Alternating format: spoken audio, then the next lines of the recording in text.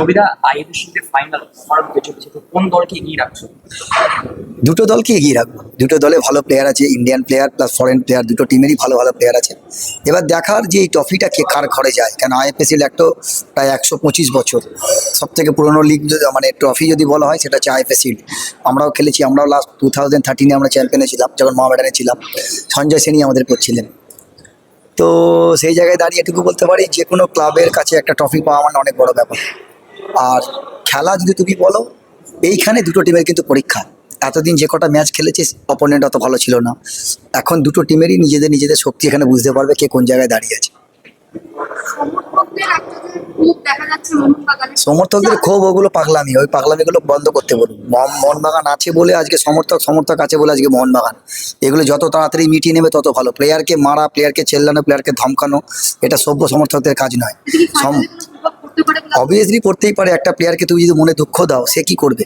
সে দেখছে ক্লাবটার জন্য আমি এত জান প্রাণ লড়িয়ে খেলছি, ওর কি করার আছে? আচ্ছা, তো সমর্থকদের এটা বুঝতে হবে ওর কি করার আছে। ওকে যদি পাঠায়ও যাবে, না পাঠালে কি করে যাবে?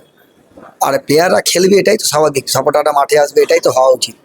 এটা প্লেয়ারকে ক্ষোভ দেখানো মানে এটা টিআরপি বাড়ানো। আমার মনে হয় যারা করছে তারা নিজেদেরকে শো অফ করছে, যে আমাকে টিভিতে দেখবে, আমাকে এতে দেখবে। এগুলো করে কোনো লাভ নেই। ক্লাবের পাশে থাকো, প্লেয়ারের পাশে থাকো, টিমের পাশে থাকো। এটা এবছর ইস্ট বেঙ্গলের যে টিমটা রয়েছে অনেক বেশি শক্তিশালী গত কয়েক মৌসুমের তুলনায়। তো এবছর কি ডার্বিতে ইস্ট বেঙ্গল একটু এগিয়ে থেকে নামবে বলে? দেখো, আমি শুনলাম জাপানি প্লেয়ারটাকে নাকি ওরা ট্রাই করবে। জাপানি প্লেয়ার কিন্তু এখনো এসেই প্রথমে ডার্বি তার কাছে অনেক বড় চ্যালেঞ্জ। সে যদি ভালো খেলতে পারে ভালো জায়গায় চলে যাবে, আর যদি খারাপ খেলে তার লাইফ কিন্তু অন্ধকারে চলে যাবে। এটা কিন্তু মনে রাখতে হবে। সমর্থক এমন একটা জিনিস ইস্ট বেঙ্গলের, যদি তুমি ভালো খেলতে পারো তোমাকে মাথায় তুলবে, আর যদি এইটা খারাপ খেলে তাহলে কিন্তু ওর পুরো কেরিয়ারটা খারাপ হয়ে যাবে।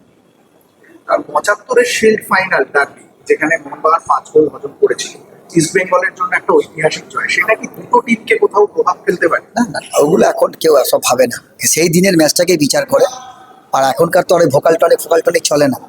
আর এখন সমর্থকদেরও প্র্যাকটিস দেখতে দেয় না, রিপোর্টারদের ঢুকতে দেয় না। আমাদের টাইম ওসব ছিল, এখন এসব এখন হয় না। এখন সব ক্লোজ ডোর প্র্যাকটিস হয়। তো কেউ জানেও না কে খেলবে না খেলবে, কে কী হবে, কারো কোনো আবেগ নেই, কিছু নেই।